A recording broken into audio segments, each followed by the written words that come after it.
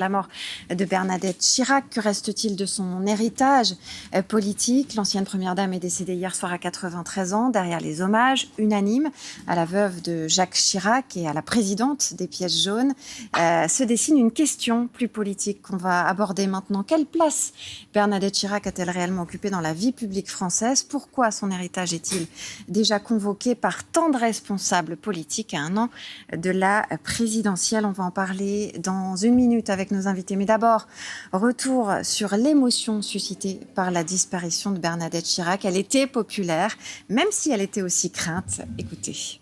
Une dame assez proche des gens, avec les Pièces jaunes, et puis toujours un petit peu dans l'ombre quand même de son mari célèbre, mais une image plutôt sympathique. Une femme très chic, toujours très apprêtée. Une personne qui était certainement, qui avait beaucoup plus de profondeur, je pense, que effectivement l'image qu'elle pouvait donner. Une France un petit peu à l'ancienne, qui a caractérisé plutôt des valeurs un petit peu à l'ancienne, avec peut-être un peu trop de conservatisme, mais en même temps un modèle féminin un petit peu qui a un peu disparu. Une autorité discrète, voilà. C'est quand même été un personnage formidable, surtout son mari, moi je l'aimais beaucoup. Pour parler de Bernadette Chirac et de son héritage politique, bien qu'ancienne première dame sans fonction définie par la Constitution, j'accueille Florian Tardif, journaliste politique à Paris Match. Merci Florian d'être avec nous. Et Béatrice Chelot, spécialiste politique à France Télévisions. Quand on regarde la Ve République, Florian Tardif, qu'est-ce qui distingue, selon vous, Bernadette Chirac des autres premières dames? Est-ce que c'est sa longévité, son mandat local, son influence, son caractère? Beaucoup de choses. Je pense qu'on peut résumer Bernadette Chirac avec cette image d'une femme qui portait ces fameux tailleurs Chanel et qui était capable, dans le même temps, d'avoir sur ces mêmes tailleurs un petit post-it ou... un petit autocollant, des autocollants avec marqué FDSEA, tout simplement parce qu'elle avait un engagement politique, elle ne s'en cachait pas. Voilà un tout petit peu pour résumer cela. Et elle s'est engagée, contrairement aux autres premières dames. Elle a eu des mandats locaux, elle le rappelait assez régulièrement pendant de nombreuses années. En Corée, je crois, quasiment une quarantaine d'années, un tout petit peu moins. 36, 37, oui. donc voilà. Et elle avait sur ce plateau, s'il vous plaît.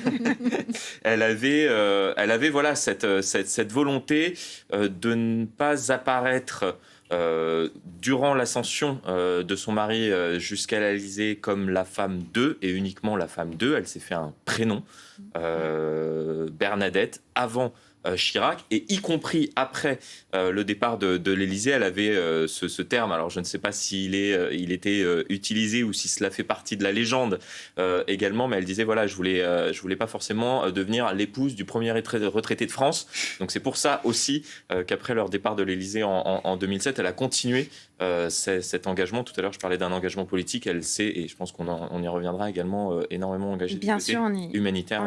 C'est Jacques Chirac qui l'a encouragé à se présenter en Corrèze pour ses mandats locaux. C'est lui qui lui a demandé de s'engager. Donc, au tout début. Alors, elle ne voulait pas être forcément juste l'épouse d'eux, mais elle était quand même beaucoup l'épouse d'eux. Elle restera l'épouse d'eux. On va écouter un extrait de Bernadette et Jacques en avril 2000. La femme a toutes sortes de qualités que je connais, que je reconnais, mais elle prend le temps nécessaire pour faire les choses. Mon mari avait été défini par Georges Pompidou très affectueusement autrefois de bulldozer. Alors, moi, je suis la femme du bulldozer. Il faut que je résiste. Et sa notion du temps nécessaire est un peu différente de la mienne. Autrement dit, je suis plutôt quelqu'un de rapide, elle est plutôt quelqu'un, je dirais pas de lent, mais de réfléchi. Et alors, il y a souvent un petit décalage. Il faut se donner un peu de temps.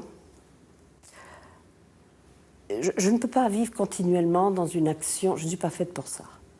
Avec un rythme, on revient toujours à la tortue. Mais la tortue est un animal familier, sympathique, chaleureux, et ça n'a rien de désobligeant. peut être comparée à une tortue. Elle a gagné par rapport au lièvre.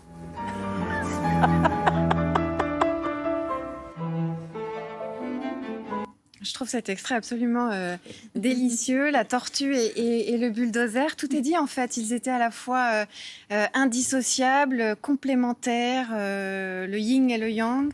Oui, c'était un couple. Elle avait d'ailleurs, je crois, eu ce terme après leur départ de l'Élysée en 2015, il me semble, en expliquant que ce n'était pas uniquement un mariage d'amour, c'était d'ailleurs plutôt un mariage d'ambition. Mais là, dans cet extrait, par exemple, on se dit qu'ils devaient quand même à la fois bien se friter et bien se marrer. Oui, comme de nombreux couples qui sont arrivés à... Ils ont l'air très complices. Ils ont toujours été assez complices. Ils ont deux très forts caractères. Elles ne s'en cachaient pas d'ailleurs à l'époque, même si dans les premières... Deux personnalités assez opposées quand même. Parce que lui, autant il était assez exubérant. Elle était plus timide. Elle était plus réservée. En tout cas dans les débuts, puisqu'après, quand elle a pris confiance en elle... on la voyait sur des images, elle se gênait pas pour regarder Jacques Chirac quand elle intervenait et qu'elle sentait que derrière il se dissipait un peu et elle se retournait, elle le regardait et c'était. Oui, c'est pour ça que Alors, on les décrit souvent comme opposés. Disons que l'image qu'elle renvoyait était une image en totale opposition avec celle de son mari et d'ailleurs de nombreux commentateurs après leur passage à l'Élysée, donc ces 12 ans à l'Élysée, ont estimé que une autre Bernadette s'était révélée in fine à l'Élysée. Tout simplement, il y a des images de Lina, je crois, il me semble, quand lui est Premier ministre et qu'ils occupent également l'hôtel de ville de Paris, où elle fait visiter l'appartement privé du maire de Paris. Et elle se présente vraiment comme l'épouse parfaite, très en retrait, très en contrôle de chaque terme qui sera utilisé durant l'entretien. Bien des années plus tard, elle parle de manière un petit peu plus cash, disons-le très clairement. Est-ce que vous sauriez dire l'un et l'autre s'il y a eu un moment de déclic ou si ça a été progressif, ce passage de l'ombre au public? De l'ombre à la lumière, du rôle de femme d'eux au rôle assumé de maîtresse femme? Non, je pense que quand Jacques Chirac est arrivé à l'Élysée, ça y est, c'était l'aboutissement de leur ambition en fait politique. Donc ça y est, c'était fait. Donc maintenant, elle pouvait exister à part entière, même si politiquement elle existait déjà. Mais elle est apparue vraiment en pleine lumière, en plein jour, et elle s'est affirmée à ce moment-là. Et elle a pris toute la mesure de son rôle. Et qu'elle a pleinement assumé et elle s'est servie, elle, de son passage à l'Élysée pour faire ce qu'elle avait envie de faire, notamment dans le caritatif. Et elle s'est servie de son rôle de première dame pour justement attirer aussi les personnalités, les acteurs, etc., pour justement avoir plus de manne financière pour pouvoir financer ce qui lui tenait à cœur. Est-ce qu'elle a été la première, finalement, à montrer qu'une personne sans fonction constitutionnelle peut peser très lourd dans la vie publique? Alors, ça n'a pas été la première. Lorsque l'on regarde l'ensemble des premières dames sous la Ve, globalement, de manière plus ou moins appuyée, elles ont toutes eu une influence, à l'égard peut-être un tout petit peu moins Yvonne de Gaulle, quoique... on a peut-être c'est peut-être celle qui restera comme étant la plus discrète des premières dames, mais non, elles ont toutes eu une influence, mais comme tout un chacun. C'est-à-dire que les téléspectateurs qui nous regardent, à un moment donné, savent très bien qu'à un moment, lorsque l'on prend des décisions dans notre vie, on est influencé par son épouse, parfois par ses parents, parfois par ses enfants. Et puis pour être femme d'un homme qui a eu des ambitions présidentielles, il faut de toute façon une forme de caractère. Exactement, mais à la différence des autres premières dames, c'est la seule qui a été élue, qui a eu un mandat. Donc ça, c'est une énorme... Sur son nom, c'est une énorme différence avec toutes les autres premières dames. Est-ce qu'elle a inspiré les suivantes? Brigitte Macron dit « elle m'a beaucoup aidée ». Carla Bruni a réagi aussi. Est-ce qu'elle a inspiré les suivantes et comment? Oui, concernant Brigitte Macron, au tout début, lorsqu'elle arrive à l'Élysée, elle ne savait pas forcément, totalement, en tout cas, elle craignait de nuire. Elle a souvent ce terme, je ne veux pas nuire à mon mari. Et puisque, et vous le soulignez tout à l'heure, il n'y a pas de rôle constitutionnel, c'est même une personne qui n'est pas forcément censée être présente à l'Élysée. C'est-à-dire que le président de la République, tous ceux qui sont au sein du cabinet du président de la République, tous ceux qui œuvrent à l'Élysée sont employés par le palais. La première dame, l'épouse, peut-être un jour l'époux, n'existe pas, entre guillemets. Et même dans le protocole qu'on peut vérifier, publié au journal officiel, le titre de première dame n'existe pas. En revanche, Brigitte Macron s'est appuyée sur certaines de ses prédécesseuses, à commencer par Bernadette Chirac. Au moment où elle arrive à l'Élysée, elle déjeune avec plusieurs d'entre elles, avec Carla Bruni, mais également avec Bernadette Chirac et Claude Chirac. Et c'est d'ailleurs, pour la petite anecdote, je crois que c'est en septembre 2017, à ce moment-là, elle ne va pas accepter dans un premier temps, mais c'est à ce moment-là, lors de ce fameux déjeuner, que Bernadette Chirac et Claude Chirac lui proposent de reprendre la fondation des hôpitaux de France. Ouais. Elle hésite pendant quelques mois, et puis finalement, elle se dit, voilà, avec son cabinet, que ça va lui permettre, puisque c'est un rôle assez ingrat, finalement. C'est d'ailleurs, je crois, Jacques Chirac qui en parlait ainsi, d'être l'épouse ou l'époux de quelqu'un. On n'existe que parce que l'autre a un statut. Et on partage d'une certaine manière ce statut, mais on n'a pas de rôle à part entière. Et d'une certaine manière, Brigitte Macron a récupéré en quelque sorte ce rôle-là qu'elle avait créé de toutes pièces au milieu des années 90. J'aimerais bien qu'on s'intéresse aux réactions depuis l'annonce de son décès, des réactions qui en disent long, aussi bien à gauche qu'à droite. Et finalement, on s'aperçoit que son héritage à Bernadette Chirac est assez revendiqué par beaucoup, par presque tous. Olivier Faure dit qu'à sa façon, elle a participé au combat féministe parce qu'elle a cessé d'être la simple prolongation de son époux. Est-ce que ça, c'est recevable pour parler de Bernadette Chirac, qui ne se revendiquait pas comme féministe? Non, elle se disait absolument pas féministe. Alors, les mots d'Olivier Faure ne disent pas qu'elle était féministe. Mais en tout cas, les hommages ont été unanimes. On n'a pas eu un point de dissonance. Et tous les politiques qu'on a pu entendre aujourd'hui parlent d'une femme entière, parfois rugueuse, pas toujours facile, mais qui ne faisait jamais dans la demi-mesure et que c'était une femme sincère et authentique. Et quand elle avait décidé de se battre pour une cause, elle le faisait jusqu'au bout, elle ferraillait jusqu'au bout.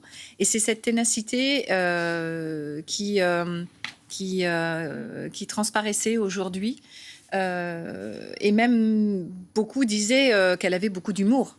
Ce qui peut paraître dans l'extrait qu'on a passé d'ailleurs. Exactement. Elle a beaucoup d'humour, mais elle pouvait avoir un humour très piquant. Parce que certains se sont frottés à cet humour et en ont été pour leur frais. Ont perdu quelques dents. Exactement. François Hollande, son adversaire politique en Corrèze, salue une femme qui ne lâchait rien pour son canton. On va écouter. Bernadette Chirac est une personnalité qui nous était familière.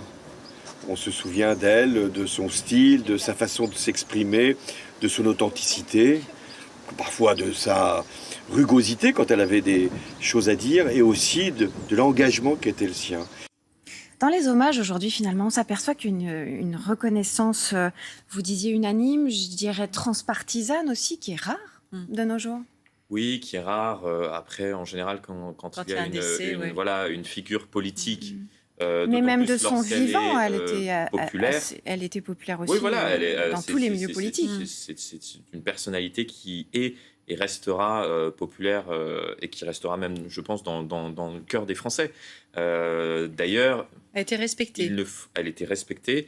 Et si... Alors, certes, il y a eu un contexte électoral particulier en 2002, mais elle a participé à un moment donné à la réélection de son mari, en affichant peut-être cette part d'humanité que lui, lorsqu'il est arrivé à l'Élysée, arrivait moins à mettre en scène par rapport à avant, lorsqu'il était vraiment très au contact de la population. Tout simplement parce qu'elle a commencé avec notamment cette opération Pieds jaunes, à aller à la rencontre de l'ensemble de la population. Elle a un peu fendu l'armure à un moment. Aussi, oui. Et parce qu'au début, cette espèce de réserve qu'elle avait, elle l'a un peu mise de côté. Et elle allait au-devant notamment des plus fragiles. Et c'est ce qui lui a permis d'être appréciée des Français. En fait, ils se sont rendus compte que c'était pas une femme austère, rigide, qu'elle avait un drame personnel et aussi. qu'elle avait un drame personnel, la perte de sa fille.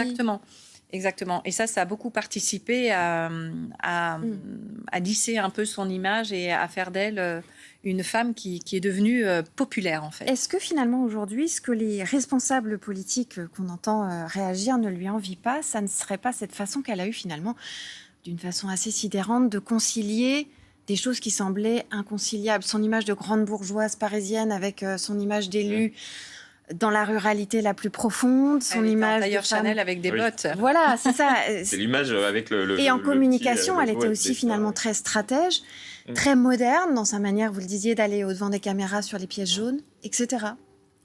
Oui, elle était.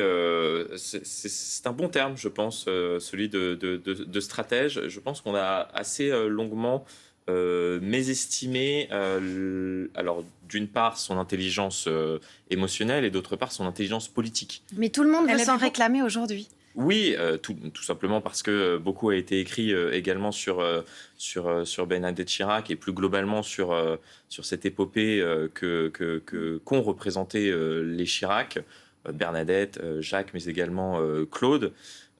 Et donc maintenant, on sait un tout petit peu plus ce qui s'est passé et ce qui n'était pas forcément su à l'époque.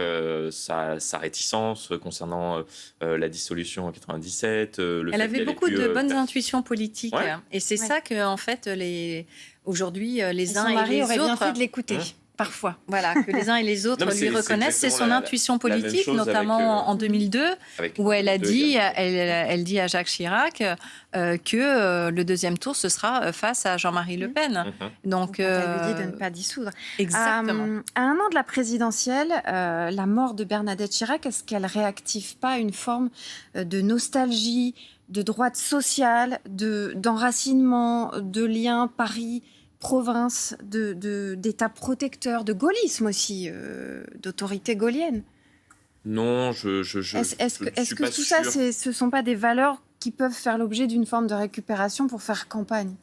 Ah oui, ça on n'est jamais à l'abri d'une récupération politique, y compris lorsque une telle figure décède. On le verra ces prochains jours. En revanche, je ne pense pas que ça puisse avoir quelque impact dans la campagne présidentielle. Je pense que, par exemple, le drame concernant la petite Liana peut avoir un impact beaucoup plus fort dans cette campagne présidentielle. On en présidentielle. parlera dans quelques minutes d'ailleurs avec nos prochains invités. Est-ce que la droite française n'a pas longtemps sous-estimé Bernadette Chirac avant de comprendre un jour, et on le voit aujourd'hui aussi avec les réactions de Bruno Retailleau, de Xavier Bertrand, de Jean-François Copé et d'autres, avant de comprendre qu'elle était une vraie ressource politique pour le parti gaulliste? Elle a longtemps été méprisée par les hommes de droite. Oui, il y avait une certaine misogynie vis-à-vis des femmes dans la politique de manière générale.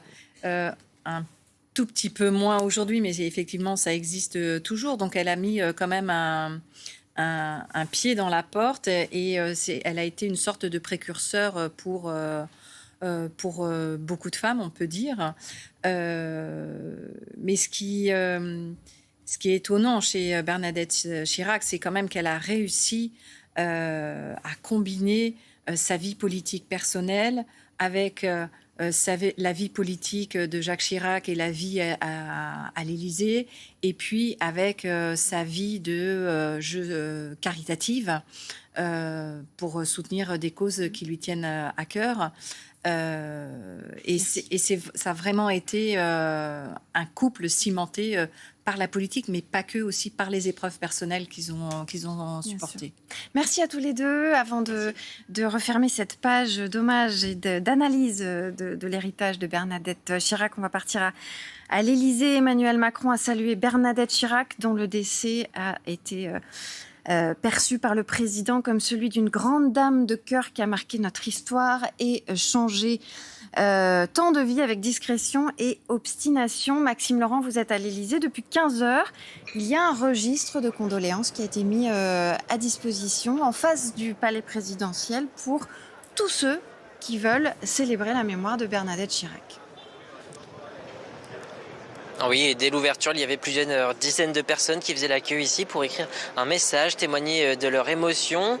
Beaucoup de personnes ont donc écrit dans ce livre qui se trouve à l'étage de l'espace, la Maison Élysée qui se trouve juste derrière nous. Ils ont écrit dans ce livre qui sera encore, vient de nous annoncer l'Élysée, ouvert demain au public pour qu'ils puissent à nouveau venir déposer leur message. Ce livre, une fois qu'il sera rempli, il sera remis à la famille de Bernadette Chirac. Voilà ce qu'on pouvait vous dire ce soir, tandis que vous le voyez derrière nous, il y a toujours des Français qui viennent ici rendre hommage, témoigner de leur émotion et écrire un message dans ce registre de condoléances.